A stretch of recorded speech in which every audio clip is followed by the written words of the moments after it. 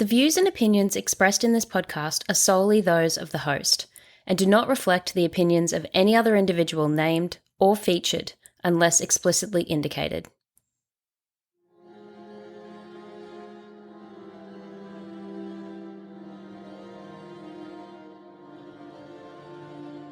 At approximately 11 a.m. on October 6, 1974, two young women, Wendy, 18, and Lorraine, 20, set off from a house in Camp Hill, Brisbane. It's believed their intentions were to hitchhike their way to Murphy's Creek before continuing on to Goondiwindi. They would never reach Goondiwindi. Almost 2 years later, on the 25th of June 1976, their skeletal remains would be discovered in a bush paddock in Murphy's Creek, 2 hours' drive from Brisbane, in the foothills of the Toowoomba Range. Both women had sustained substantial skull fractures. Police and media to date would have you believe that this case is all but a foregone conclusion, that they know who did it. But when a case reportedly has multiple witness sightings of perpetrators and victims, perpetrator evidence, and multiple alleged confessions, yet sits cold and unsolved after over half a century, we need to ask some tough questions of law enforcement. I've spent the last 3 years looking into Lorraine and Wendy's case. From the start, there were things that stood out to me. Inconsistencies and contradictions in the story that was being presented to the public, but also in the investigation itself. If police had all that evidence, what went wrong? And after 50 years, 2 coronial inquests, 7 publicly named suspects, and a $250,000 reward, why does the most important question still remain unanswered? Who killed Lorraine and Wendy? This is Unravelling Murphy's Creek, a new real-time investigative podcast from Reward Offered. Over the coming season, we're going to look at Wendy and Lorraine's case in a way it's never been looked at before. We're going back to the start, to re-examine the evidence and the conclusions that were drawn from it. We're going to look at what police did and didn't do in their investigation, and how those decisions and actions have impacted both the case and those touched by it. Law enforcement claim to have a wealth of evidence. So why does this case sit cold and unsolved? How is it that assumed perpetrator evidence went missing from police custody? Why did police destroy 99% of the remaining physical evidence in an open case for which they simultaneously have an active $250,000 reward? And why weren't glaring leads followed up on? Who benefited from this case going absolutely nowhere? Reward Offered presents Unravelling Murphy's Creek, the investigation of Lorraine Wilson and Wendy Evans. I'm your host, Amanda Doyle.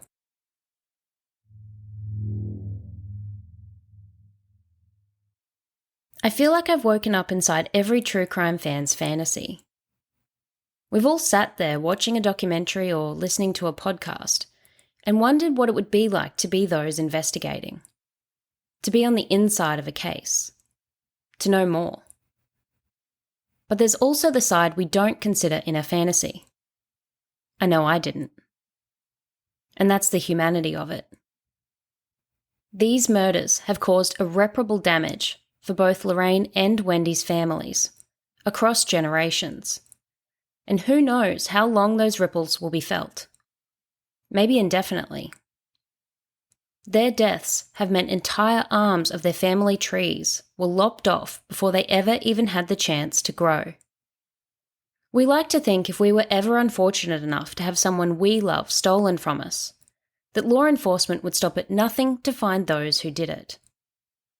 That they would leave no stone unturned and would pursue those offenders as vehemently as they would had the victim been someone they had loved.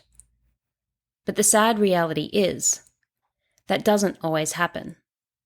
In 2021, I finally bit the bullet and started a true crime podcast. I decided to focus on unsolved Australian cases with financial rewards, and named it Reward Offered. I lived in Brisbane and I wanted to start with a local case, so I pulled up the list of rewards on the Queensland Police website. I clicked on a couple of the cases, but they were all well over a half day's drive away. Staring at the list on the screen, my eyes landed on two names: Lorraine Wilson and Wendy Evans.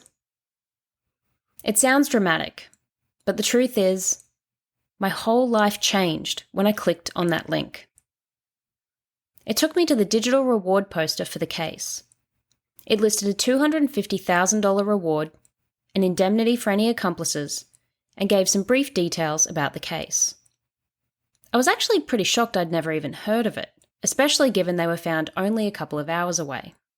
A quick Google brought up a PDF of the 2013 coronial inquest findings. I had seen that suspects had been publicly named, but by about halfway through the findings I was thinking to myself, what's going on here? And thus began my dive down this rabbit hole. So why am I here now, talking to you after 3 years of doing this behind the scenes? Over this season, you will come to learn of many individuals, including some in positions of authority, who have selflessly donated their time, their knowledge, or their advice to this cause. After spending hours with one of these persons, a prominent Queensland criminal attorney who so graciously donated his very valuable time to hear me out about the girls' case and our situation, I realised we were out of options. To seek justice for the girls through the courts and behind the scenes would take considerable time and money. Except this case doesn't have the time, and I don't have the money. I've had to settle on the fact that maybe we can't shoot for justice at this very moment. Maybe the best we can hope for right now, with the constraints we have, is the truth. Hopefully the truth is enough to prompt justice. Something went very wrong here. We've all been misled about the state of this case, and I don't yet have a clear understanding of why. But one thing is for sure. The decisions and actions of multiple people across generations have brought us to this point. There are questions that deserve to be answered here, for the girls, for their families, and the community. This is where you come in. Because it's going to take the community coming forward with what they know and demanding that someone answer these questions if we are to have any hope of giving these girls any shred of justice. I know there are those of you out there that have information on other individuals who have not been named. I've spoken to some of the same people you have. And believe me, I understand your hesitance to share what you know. But someone has to take the leap and be brave enough to break this silence. So here I am, pushing every last chip to the center of the table and asking you to not only listen, but to speak up. Because these two girls were failed by so many people over the last 50 years, and I have zero intention of joining that list. I will show you how you've been deceived by the public narrative of this case. I will show you all the glaring leads that weren't followed up on. And I'll show you everything I've discovered so far. Because if this were my sister or my daughter, and someone knew what I know, I'd want them to try. But I can't do this without you. So I'm bringing you on board where I am right now, in real time, in my investigation. And I'll bring you up to speed with what's happened over the last 3 years as we go along. So now you're in the rabbit hole with me. I can't tell you where it leads because we're going to find out together. But now it's time to make your choice. You take the blue pill, the story ends. You wake up in your bed and believe whatever you want to believe. You take the red pill, you stay in Wonderland, and I show you how deep the rabbit hole goes. I'll be honest, it's incredibly daunting trying to work out how to present this to you. I'm 3 years ahead, and bringing you all in seamlessly without all that background knowledge is one hell of a challenge. I can't see it through your eyes anymore. If at any point you feel there is something that's been left hanging or unanswered, let me know and I'll close the loop if at all possible. Something I want to address up front. I am 100%, respectfully, contradicting the official narrative in this case. Do not presume that that is an easy nor comfortable thing for me to do, especially in front of so many people. I'm doing this because I 100% believe, in my head and my heart, based on my investigation to date and the people I've spoken to, that not only has something gone very wrong here, but more importantly, that there is still an opportunity to right some of these wrongs. It's not too late. And look, I could be lying to you. I could have spent the last 3 years of my life clutching at straws. But what if I'm not? What if I'm right? What if I'm telling you the truth? And what if we all have the rare opportunity to actually make a difference in something that matters? Wouldn't that be something worth challenging your beliefs for? We've been presented with a narrative. Now, don't get me wrong. People have certainly told you it's strong, justified. And they could, because who really looks that closely to know any different? Do you read a newspaper article or watch a news segment and do any further research on the story or topic afterwards? Almost always, the answer is going to be no. But if you're going to take everything you just read, saw, or heard at face value, you're putting a lot of trust in that journalist and publication. How much research did they do? Or have they just regurgitated information spouted by those before them? Do they really know the story? The thing with any unsolved case, but especially the older ones, is that to effectively investigate it, you have to know the case inside and out. Until you do, you don't even know what are the right questions to ask. These cases are like those photos of icebergs that you see, where there's this section sitting above the water that represents what's shared publicly about a case and what we're told. But then there's this huge mass sitting just below the surface, and that's everything else.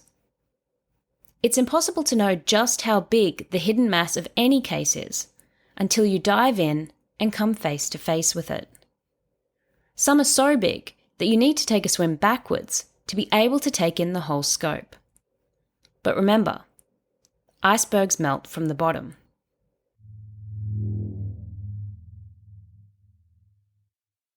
I'd like to share with you a snippet from a book I read recently.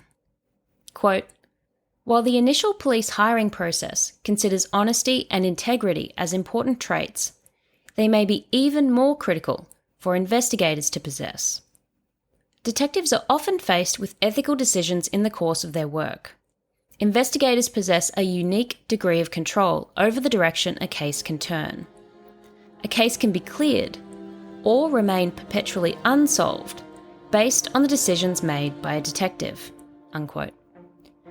Now, what happens in one case, such as Lorraine and Wendy's, is not in any way indicative of the track record of Queensland Police. There's ample cases where they've done incredible, tireless work. Daniel Morecambe, for one. And at one point, Queensland Police had one of the highest clearance rates in the world.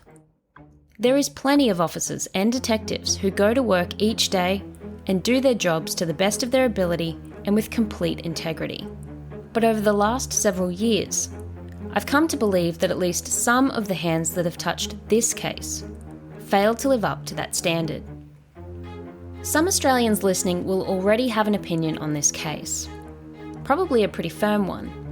Something akin to, oh, they know who did it. It was this group of horrible men, but most of them are dead, so that's why no one's been charged. And look, I'm not claiming to have proof these men are innocent. But let's just say for a second that they are. Can I prove they weren't there in 1974 from where I sit in 2024? No. No more than I could conclusively prove to you that my dad wasn't there in 1974. Can you conclusively prove your dad wasn't there? If he lived in southeast Queensland in 1974 and was over the age of about 16, probably not. Because you can't prove a negative. This whole thing is complicated by the fact that none of the persons of interest named publicly even needed to consider an alibi of any sort until almost 15 years later when they first came under suspicion. If I pluck a random day from my life 15 years ago, I can't tell you where I was. I only joined Facebook in 2011, so even that's of no help to me. Trying to account for your whereabouts 15 years prior in the 80s? Forget it. One suspect was dead years before he ever became a suspect. Even over the coming season, when I break down all of the claims from every witness about what they saw or heard, and show you just how rocky many of them are, that still will not prove anyone's innocence. You can't put the rabbit back in the hat. Even if it is the case that those named publicly are innocent of this particular crime, the only thing that will ever unequivocally prove that in people's minds is the guilt of other individuals being proven.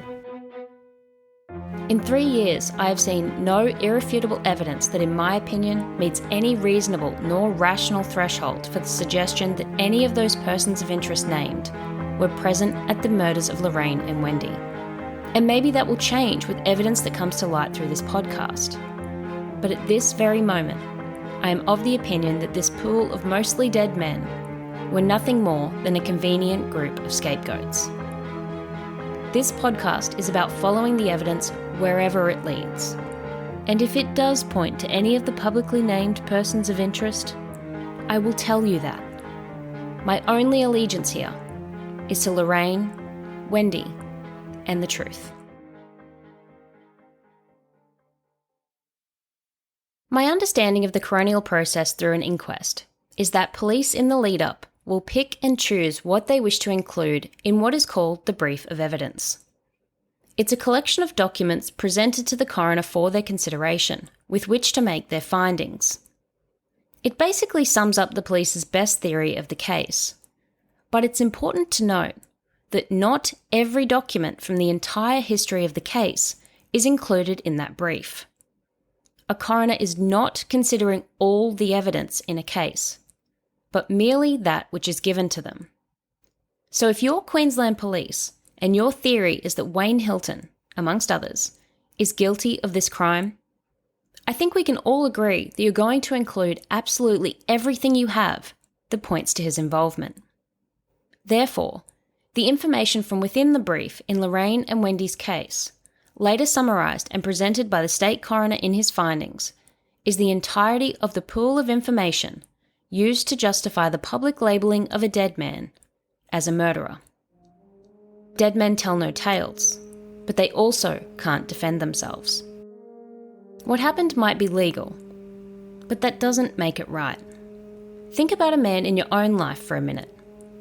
Your dad, brother, uncle, your son. What level of evidence would satisfy you for him to be named publicly as being responsible for the brutal murder of 2 young women? Would you expect that threshold to be higher or lower if he's also since died and now can't even help with or testify in his own defence? And look, I am the first to admit that this group of men named by Queensland Police were not an upstanding group of guys who were pillars of their community.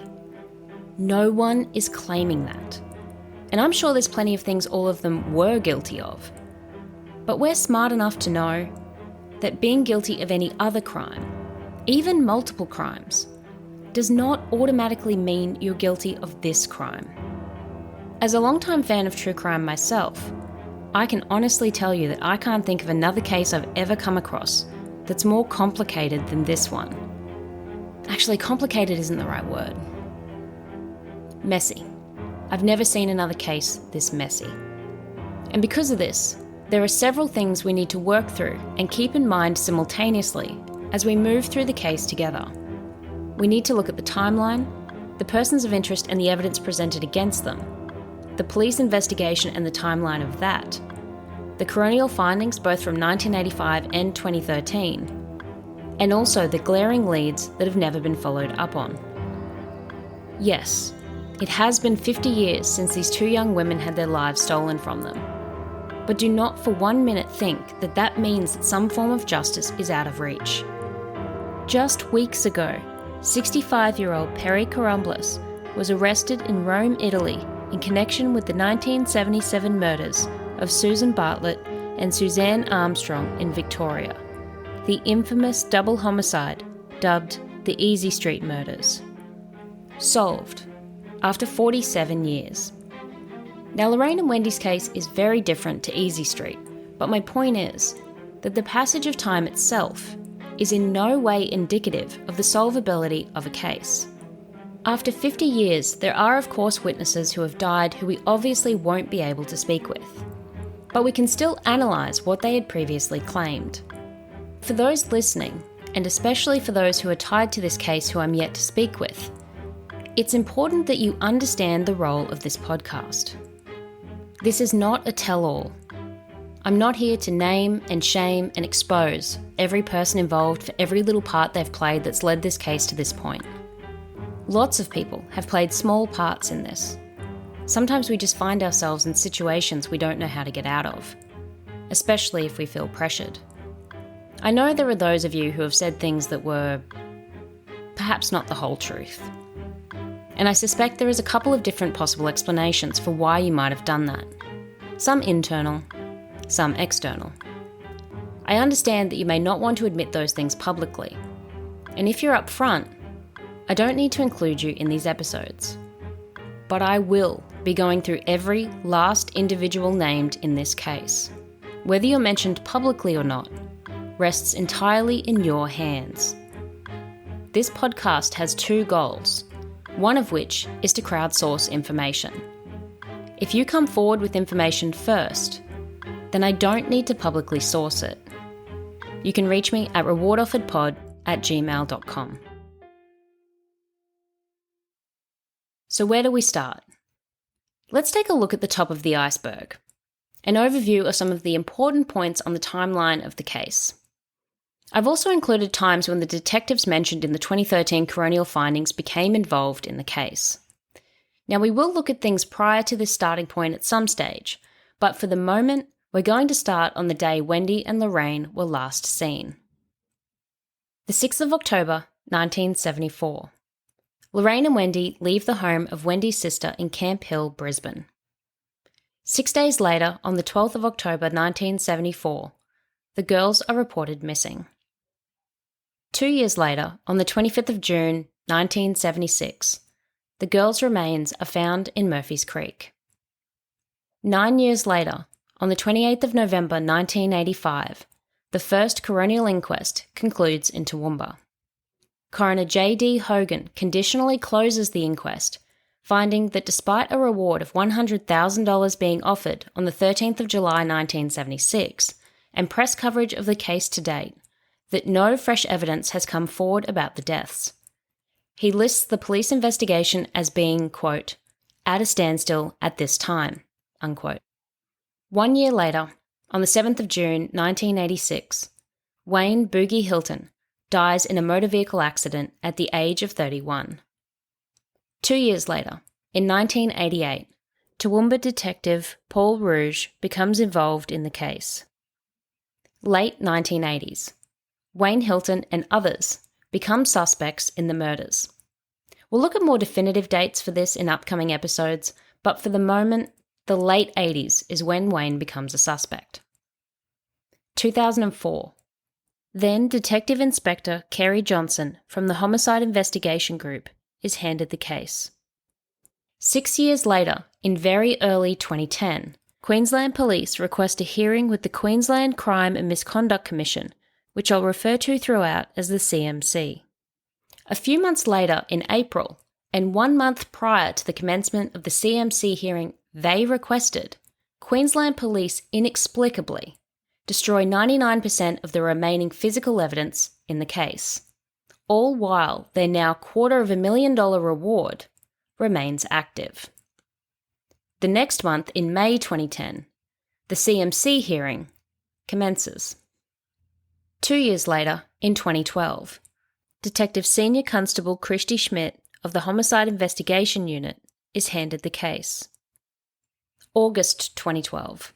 Then Attorney General of Queensland, now Queensland Deputy Premier, Mr. Jared Blay, denies a request for a second coronial inquest into the case, despite the application being supported by Queensland Police. Mr. Blay explains his decision, saying that no additional pertinent information had come to light since the original findings in 1985, and there would be no reopening of the inquest. 7th of September 2012. Despite his previous sentiments, Mr. Blay does an about-face and now approves a second coronial inquest to be held into the murders of Lorraine and Wendy, now stating, quote, "It is important this step is taken as the coroner can make findings about how, when, and where someone died," unquote. I will point out that Coroner Hogan in 1985 had already made those three findings, but nonetheless. Mr. Blay also stated, quote, "Over the past weeks, I have received a number of letters requesting that I reconsider my initial decision not to reopen the inquest," unquote. Quote, "Given the public interest in this case and after further consideration of the information at my disposal, I have decided to proceed with a further inquest," unquote. Now, I'd be interested to know exactly what the information at his disposal was, of which, after receiving these numerous letters requesting him to reconsider his decision, the reanalysis of would now make Mr. Blay believe an inquest was suddenly justified. The month prior, he said there was apparently no additional pertinent information which had been acquired since 1985. So what changed in those few weeks? Exactly who had requested Mr. Blay reconsider? And how is it that after receiving these requests, Mr. Blay now seemingly has a completely different assessment of the information at his disposal? 3 months later, on the 19th of December 2012, 7 men are publicly named as persons of interest in relation to the murders. The following year, in 2013, the second coronial inquest into the murders continues across several dates in April and June. A swift 8 days after the conclusion of the inquest, Queensland State Coroner Michael Barnes delivers his findings. With regard to how Lorraine and Wendy died, he states, quote, "Miss Wilson and Miss Evans both died as a result of head wounds intentionally inflicted by or in the presence of Wayne Robert Hilton and one or more other persons who cannot be sufficiently identified," unquote. To my knowledge, since the conclusion of the 2013 inquest, there has been no further public appeals nor a single statement regarding Wendy and Lorraine's case from Queensland Police. And I get it. New cases keep happening and resources are limited. But not a word. Even when the case reached its 50th anniversary last month. No new appeals for information. No increase in the reward to mark the milestone anniversary. Seemingly no interest in devoting any attention to the unsolved murders of Lorraine and Wendy. One function of the findings from the 2013 inquest, whether intended or not, was to wrap this case up with a palatable outcome and to make the case disappear from the spotlight once and for all. A point I need to address up front. I first spoke with Tracy, the daughter of Wayne Hilton, after writing the first 3 episodes of the girls' case for Reward Offered back in 2021. I purposefully didn't speak with her until after I had finished covering the official narrative in those 3 episodes. Only once so far have I been accused of hiding my association to Tracy, but this was also after I'd sent this person a link to an article from the Weekend Australian newspaper that had a photo of me standing next to Tracy, so I have to assume that they just never opened the link because it was evident I was speaking with her. To investigate this case, I have to speak with her, and the reasons for that will become evident. But let's get one thing straight. None of us would ever choose to be in her position. And if you're going to question her rationality in the situation, maybe that's fair. It's certainly a possibility that she's just blinded by her love for her father and can't accept that he did this. That's a plausible motive. But then you still have to explain mine. Why would I, a complete stranger, give up every spare moment of my own life to investigate this if I thought for even 1 second that she was delusional? There's plenty of other cases to investigate, and this case only takes away my time from new cases on Reward Offered. So what's my motive if I don't believe that the evidence contradicts the official narrative? Because if I thought there was any evidence that supported that narrative, I would be knowingly, completely wasting my own time. I've known Tracy for 3.5 years, and she is one of the most intelligent, rational people I've ever met. She doesn't believe her dad did this, but she is open to being convinced. She just expects proof. Exactly as you or I would if we woke up in her shoes. Her dad was already dead. He hasn't lived a day with the stain of murderer on the Hilton name. But as Wayne's only child, she has. And if you question her belief that there's no proof, then you have to question mine too. Because this whole time, over the last 3 years, I haven't been trying to prove Wayne's innocence. I've been trying to prove his guilt. And at least so far, I can't. Now I know there is going to be stubborn people out there who won't be able to acknowledge or comprehend that it is actually possible for someone to question the evidence against their father without it being fueled by blind belief in his innocence. There will also inevitably be those who just don't have the adequate critical reasoning skills to analyse the evidence for themselves. This podcast is not for you, because I don't want anyone to just believe me. That doesn't help us. I want you to follow the evidence for yourselves. Anything at all that stands out to you, raise it, because it's you, the listeners, that are my litmus test. When I tell you this case is real time, I mean it. Every one of you have an active role in this if you choose to take it. Whether that's helping us raise awareness about the case and discussing the problems in the investigation, whether that's sharing what you know or what you've heard, or whether that's giving me pushback on the conclusions I draw as we move through this. I'm not afraid to be wrong. I'm not perfect, I'm fallible, and I will not get everything right. If someone can present evidence to point out where I'm off course on something, terrific.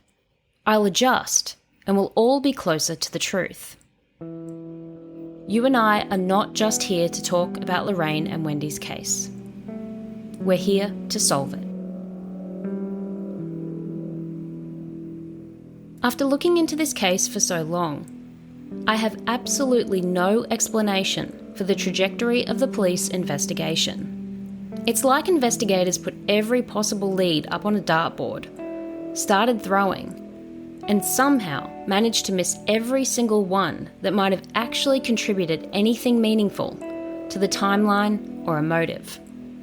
Was it that they couldn't hit those ones, or they didn't want to? Just how many oddities and coincidences have to stack up before it's not only reasonable, but rational, to start wondering if something out of sorts is going on?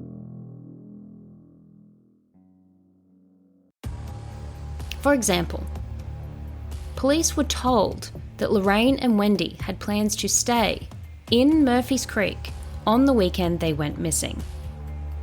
Which begs the question, what are the chances that the bodies of 2 girls believed to be randomly picked up in Brisbane would wind up being found 2 hours drive away in a lonely paddock in the same small outback town they'd reportedly had plans to visit? I haven't been able to find a definitive answer for the population of Murphy's Creek in 1974, but in the 2021 census from the Australian Bureau of Statistics, the population of the town was only 633, and I imagine the number of residents was drastically lower in 1974. So how do we even track down who they were going to stay with? We don't need to. Police know the name. And to be clear, none of the persons of interest named publicly are from this family. Police were told by multiple people who the girls had plans to stay with. Surely you're now thinking, well, what did they tell police, Amanda? They told police nothing, because they've never been interviewed. This is despite this family also reportedly having claimed to have known Lorraine's family from the Dubbo area. I've spoken to members of this family. I've confirmed their ties to Dubbo, as well as their ties to the town of Gilgandra, an even smaller town north of Dubbo. And Lorraine's family farm is situated almost exactly halfway between the two. Police themselves also noted having pinpointed a member of the Murphys Creek family, having been in Dubbo as at the 9th of October 1974, just 3 days after the girls went missing. They also noted that the family moved to Dubbo for an unlisted period of time after the bodies were found in 1976. Apparently their darts missed this lead. If I'm right, and if this was just a convenient group of scapegoats to point the finger at, to make this whole thing go away, we're left with two crucial questions we have to answer. Who benefited from the scapegoats? And if these persons of interest weren't the killers, who was? Crimes are a jigsaw puzzle. This puzzle is made up of mismatched pieces that don't mean very much on their own. But it would seem that certain members of law enforcement have borrowed some pieces from elsewhere and have arranged them in such a way to paint a picture for you that they claim is clear and convincing. But in the words of the great Madeleine Baron, I wonder how this case will look if we pull the pieces apart and hold each one up to the light. Thank you for listening to episode 1 of Unravelling Murphys Creek. If you enjoyed it, please subscribe and leave us a rating on whatever platform you listen. I also have a homework challenge for you guys. For 3 years now, I've been trying to locate a gentleman by the name of John Archibald Bell. I have no idea whether John is alive or has passed away. But here's what I do know. In 1974, he was 25 or 26 years old and was employed by the Australian Army. He was based out of the Enoggera Barracks in Brisbane and was at that stage a Lance Corporal attached to the 2nd Field Engineer Regiment.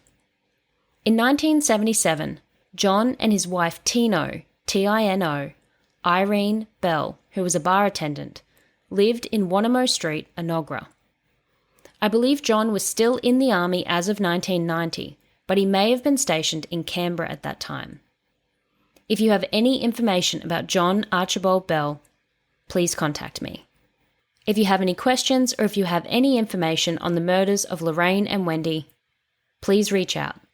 rewardofferedpod@gmail.com. You can remain entirely anonymous. To stay up to date with things between episodes, you can follow the Justice for Lorraine Wilson and Wendy Evans Facebook page. I'll pop a link in the description. Thanks again for listening, and we'll see you next time as we dive further into the rabbit hole. No turning back now.